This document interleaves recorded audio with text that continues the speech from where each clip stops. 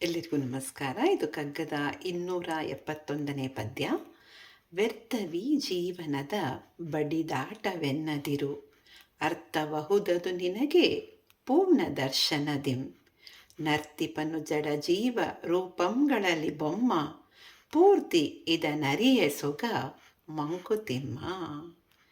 ಎಷ್ಟು ಸುಂದರವಾಗಿ ನೋಡಿ, ಒಂದು ಬಡಿದಾಟ ಜೀವನ ಅಂತ ನಾವು ಯಾವಾಗ ಅನಿಸುತ್ತೋ ಆವಾಗ ಒಂದು ನಮಗೆ ಧೈರ್ಯವನ್ನು ಕೊಡಲಿಕ್ಕೆ ಎಷ್ಟು ಸುಂದರವಾಗಿ ಹೇಳ್ತಾರೆ ಇಲ್ಲಿ. ವ್ಯರ್ಥವಿ ಜೀವನದ ಬಡಿದಾಟವೆನ್ನದಿರು. ಜೀವನದ ಈ ಎಲ್ಲ ಬಡಿದಾಟಗಳು ವ್ಯರ್ಥ ಅಂತ ಅನ್ಕೋಬೇಡ. ಬಡಿದಾಟ ಅಂದರೆ ಇಲ್ಲಿ ಏನಕ್ಕೆ ಹೇಳ್ತಾರೆ ಅಂದರೆ, ಏನೋ ನಮಗೆ ಜೀವನದಲ್ಲಿ ಎಲ್ಲ ಸುಗಮವಾಗಿ ಎಲ್ಲರಿಗೂ ನಡೆಯೋಕ್ಕೆ ಸಾಧ್ಯನೇ ಇಲ್ಲ ಅಲ್ವಾ. ಯಾರೋ ನಮಗೆ ಮನಸ್ಸಿಗೆ ಬೇಜಾರು ಮಾಡ್ತಾರೆ, ಯಾರೋ ನಮಗೆ ಅವಮಾನ ಮಾಡ್ತಾರೆ, ನಮ್ಮದೇನೂ ತಪ್ಪೇ ಇರಲ್ಲ, ಆದರೂ ನಮಗೆ ಒಂದು ದುಃಖಗಳನ್ನು ಕೊಡ್ತಾ ಇರ್ತಾರೆ. ನಾವು ಮುಂದೆ ಬರೋದು ನೋಡಿದ್ರೆ ಸಹಿಸೋಕ್ಕಾಗಲ್ಲ, ಕೆಲವರಿಗೆ ಅಸೂಯೆ ಇರುತ್ತೆ. ಇದನ್ನೆಲ್ಲ ನೋಡಿದಾಗ ಜೀವನ ಏನಪ್ಪ ಬಡಿದಾಟ, ಯಾಕೆ ನಾನು ಈ ಬಡಿದಾಟದಲ್ಲಿರಬೇಕು, ಯಾಕೆ ಬೇಕು ನನಗೆ, ಅಯ್ಯೋ ಇದೊಂದು ಜೀವನದ ಬಡಿದಾಟಗಳೆಲ್ಲ ವ್ಯರ್ಥ ಅಂತ ಅನಿಸೋದು ಮನುಷ್ಯನಿಗೆ ಸ್ವಾಭಾವಿಕ. ಆವಾಗ ಮುಂದೆ ಅವ್ರು ಹೇಳ್ತಾರೆ, ಅರ್ಥಬಹುದದು ನಿನಗೆ ಪೂರ್ಣ ದರ್ಶನದಿಂ. ನಿನಗೆ ಆ ಪೂರ್ಣ ದರ್ಶನದ ಒಂದು ಅನುಭವವಾದಾಗ ಅದರ ಪೂರ್ತಿ ಅರ್ಥ ಏನು ಅಂತ ಅರ್ಥ ಆಗತ್ತೆ.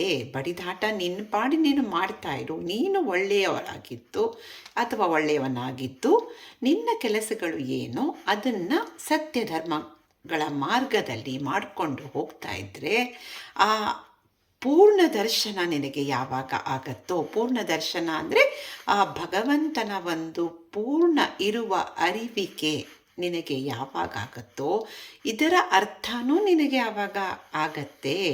ಅಂದರೆ ಆ ದೇವರೇ ನಿನ್ನನ್ನು ಏನೋ ಒಂದು ಹೈಯರ್ ಪರ್ಪಸ್ಗೋಸ್ಕರ ಈ ಥರ ನಿನಗೆ ಕಷ್ಟಗಳನ್ನು ಕೊಡ್ತಾ ಇರ್ತಾನೆ, ನಿನ್ನ ಪರೀಕ್ಷೆಗಳನ್ನ ಮಾಡ್ತಾ ಇರ್ತಾನೆ.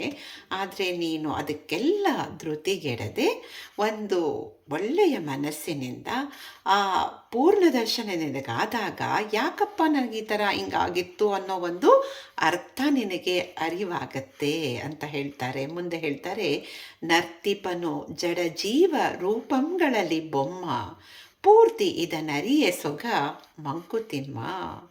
ಎಷ್ಟು ಸುಂದರವಾಗಿ ನೋಡಿ. ಅಂದರೆ ಬೊಮ್ಮ ಅಂದರೆ ಇಲ್ಲಿ ಪರಮಾತ್ಮ. ಸೊ ಅವ್ರು ಹೇಳ್ತಾರೆ, ಪ್ರತಿಯೊಂದು ಜಡ ಜೀವಗಳಲ್ಲಿ ಆ ಪರಮಾತ್ಮ ನರ್ತಿಸ್ತಾ ಇದ್ದಾನಂತೆ.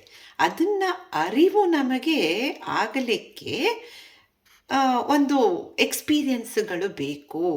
ಎಲ್ಲರಿಗೂ ಅದರ ಅನುಭವಕ್ಕೆ ಆಗಲಿಕ್ಕೆ ಆಗೋದಿಲ್ಲ. ಆಗೋದು ತುಂಬಾ ಒಂದು ನಮಗೆ ತಪಸ್ಸು ಅಥವಾ ಪೂರ್ಣ ನಂಬಿಕೆ ಅಥವಾ ಒಂದು ಇದು ಏನಂತಾರಲ್ಲ ಶರಣಾಗತಿ ಹೊಂದಿದಾಗ ನಮಗೆ ಎಲ್ಲ ಕಡೆಯೂ ದೇವರಿದ್ದಾನೆ ಅನ್ನೋ ಒಂದು ಅನುಭವ ಏನು ಬರುತ್ತಲ್ಲ, ಅದು ಎಲ್ಲದಕ್ಕಿಂತ ಪರಮ ಸುಖ. ಆ ಸುಖಕ್ಕೋಸ್ಕರ ನಾವು ಬಯಸಬೇಕಾಗತ್ತೆ. ಯಾಕಂದರೆ ಮನುಷ್ಯನ ತ್ರಯೋಗುಣಗಳು ಸತ್ವ ರಜಸ್ಸು ತಮಸ್ಸು ಏನಿದೆಯೋ ಅದನ್ನು ಯಾವ ಗುಣ ಅವನಲ್ಲಿ ಹೆಚ್ಚಿರುತ್ತೋ ಆ ರೀತಿ ಅವನನ್ನು ಆಡಿಸ್ತಾ ಇರುತ್ತೆ. ಆದ್ದರಿಂದ ನಮ್ಮ ಒಂದು ಸತ್ವ ಗುಣಗಳನ್ನು ನಾವು ವೃದ್ಧಿಪಡಿಸ್ಕೊಂಡು ನಮ್ಮ ಒಂದು ಒಳ್ಳೆಯತನವನ್ನು ನಾವು ಕಾಯ್ಕೊಂಡು ಆ ದೇವರು ಯಾವಾಗ ನಮಗೆ ಒಂದು ಅವನ ಇರುವಿಕೆಯ ಒಂದು ಅನುಭವವನ್ನು ಪೂರ್ತಿ ಕೊಡ್ತಾನೋ ಅದಕ್ಕಿಂತ ಸುಖ ಮತ್ತೊಂದು ಇಲ್ಲ ಅಂತಾರೆ. ಆ ಅರಿವಿಕೆ ಅನುಭವಗಳಿಂದ ಬರುತ್ತೆ. ಆ ಅರಿವಿಕೆ ಒಂದು ನಂಬಿಕೆಯಿಂದ ಶ್ರದ್ಧೆಯಿಂದ ಅದು ನಮ್ಮಲ್ಲಿ ಬರುತ್ತೆ ಅನ್ನೋ ಒಂದು ಭಾವನೆ ನಮಗೆ ಈ ಪದ್ಯದ ಮೂಲಕ ಡಿ ವಿ ಜಿ ಅವರು ತಿಳಿಸ್ಕೊಡ್ತಾ ಇದ್ದಾರೆ. ಧನ್ಯವಾದಗಳು.